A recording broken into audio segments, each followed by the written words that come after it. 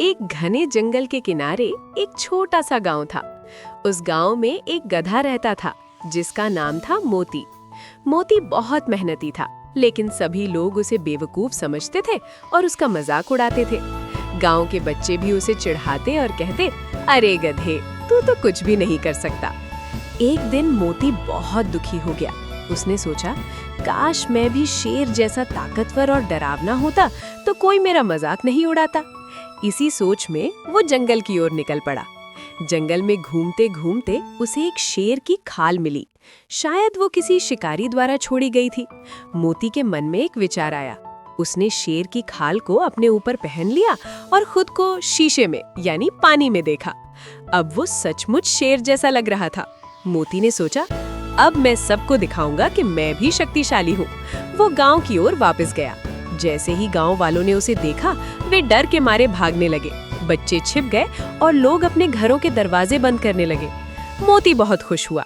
उसने सोचा, वाह, अब कोई मेरा मजाक नहीं उड़ा रहा।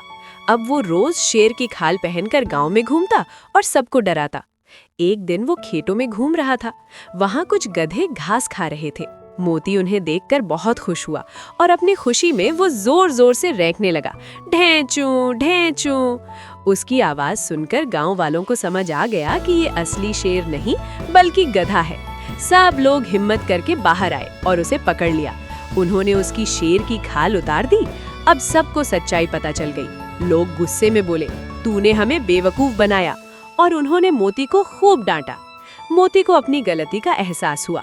उसने सिर झुकाकर कहा, मुझे माफ कर दो, मैं सिर्फ सम्मान चाहता था, इसलिए मैंने ये गलती की। गांव के एक बुजुर्ग ने कहा, सम्मान पाने के लिए किसी और का रूप अपनाना नहीं चाहिए। मेहनत और ईमानदारी से ही असली इज्जत मिलती है।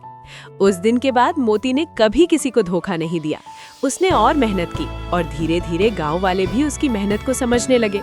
अब वे उसका मजाक नहीं उड़ाते थे, बल्कि उसकी तारीफ करते थे। सीख, दूसरों की नकल करके नहीं, बल्कि अपनी मेहनत और सच्चाई से ही असली सम्मान मिलता है।